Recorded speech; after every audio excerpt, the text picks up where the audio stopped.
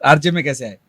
पैसे तो क्या ही मिलते थे आरजेइंग में, कुछ ज़्यादा कुछ पैसे नहीं मिलते थे क्योंकि हम कम्युनिटी रेडियो के साथ जुड़े हुए थे। मैं कभी कमर्शियल रेडियो में नहीं गई, कम्युनिटी रेडियो में ये ऑडिशंस के थ्रू था। ये डेफिनेटली ये this was like a chance taken, बिल्कुल तुक्का था। हुआ क्या कि हम कॉलेज में थे, कॉलेज में ये कम्युनिटी रेडियो जो है 90.4 हम्म, रेडियो 7 90 4 ऐसे बोलते हैं इसको। तो इनकी के कॉलेज ड्राइव होती है, अच्छा। ये कॉलेज से बच्चे लेते हैं कि जिनको जिनकी आवाज़ अच्छी है, जिनको आरजेइंग का शौक है वो आ जाओ करके। अब हम तो गार्डन में बैठे थे, वो बस आई, बोले वहाँ लेके जा रहे हैं, वहाँ ऑडिशन है ये वो। तो मेरे दोस्त ने बोला यार चलते हैं अपन। मैंने कहा यार क्या करेंगे, रहने दे।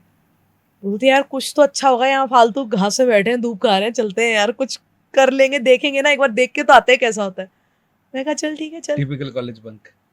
कॉलेज हमें तो निकलना था वहां से, वही ठीक है कुछ भी हो रहा हो, यहाँ से निकलने को मिल रहा है ना, चलो।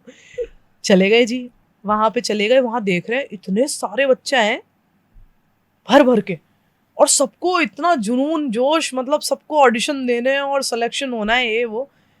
मैंने कहा यार ये तो बहुत ज्यादा बच्चे आ गए, यहाँ तो अब नहीं हुआ तो बहुत बेइज्जती हो जाएगी। और सब 10-10 मिनट के ट्रायल्स हो रहे हैं, स्क्रिप्ट का एक पेज दे दिया, आपको माइक के सामने बोलना है। और वो अच्छा। टेस्ट कर रहे हैं कि आपका डायलॉग डिलीवरी कैसा है, आपका स्पीच कैसा है, आप हिंदी ठीक से पढ़ पा रहे हैं कि नहीं। क्योंकि कम्युनिटी रेडियो सरकार के लिए काम करता है, ओके। और उसमें आपकी इंग्लिश से ज़्यादा आपकी हिंदी टेस्ट की जाती है कि आपके प्रोनाउंसिएशन कैसे हैं हिंदी के शब्दों को लेकर, और आपकी भाषा कितनी साफ है, शब्द कितने साफ निकल के आ रहे हैं। ठीक है, मेरे सब दोस्तों ने दिए, फिर मेरी टर्न आई, मैंने भी दिया, हम आ गए वापस। फिर एक हफ्ते बाद वहां कॉलेज में लिस्ट लगने वाली थी भाई, कौन लोग सेलेक्ट हुए सेकंड राउंड के लिए। हम तो बिल्कुल होपलेस हो के, अरे अपना 100-150 बच्चे गए हैं, हमें कौन पूछेगा, हम तो उस माइंड सेट से भी नहीं गए थे। पर वो कुछ 22 लोगों की लिस्ट निकली, उसमें मेरा नाम था, मेरे एक भी दोस्त का नहीं हुआ।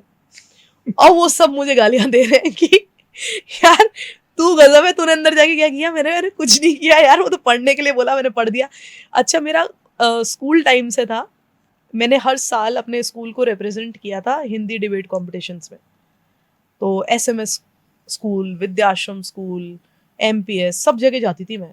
अब हम लोग हर स्कूल से ना 2 बच्चे जाते थे, तो एक अगेंस्ट और एक फॉर में।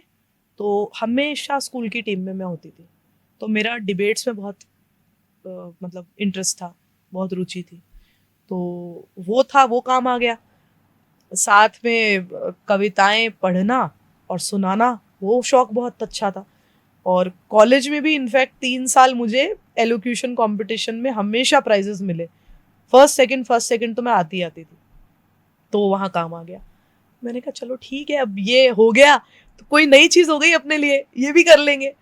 तो मैं गई, फिर वहां पे बुलाया सेकंड राउंड के लिए, फिर उन्होंने हमारे थोड़े और ट्रायल्स लिए, वो भी पास कर लिया मैंने। तो at the end of the day उन्होंने कुछ 4 लोगों का सिलेक्शन किया, 150 आउट ऑफ, वो 4 लोगों में मैं थी। वहां से मेरी जर्नी स्टार्ट हुई। हर हफ्ते, हफ्ते में एक दिन मेरा आता था नंबर, जब मुझे कुछ 11 पन्नों की स्क्रिप्ट लिखनी होती थी। और 11 पन्ने में, 11 पन्नों के अंदर 45 सेकेंड्स का आपका एक एक वो रहता है, मतलब जब आप कोई भी शो कर रहे होते हो ना, तो 45 सेकेंड्स का आपका एक स्पीच होता है, लिंक बोलते हैं उसको ये लोग। रेडियो में लिंक्स होते हैं, तो 11 पेजेस पे 45 सेकेंड्स के लिंक्स होते हैं, उतने में आपका 1 घंटे का शो तैयार हो जाता है। अच्छा। तो वो 11 पेजेस जब मुझे बोला आपको खुद लिखने हैं, मैंने कहा, खुद, ये तो आपने बताया नहीं, ये तो मेरे लिए नया है।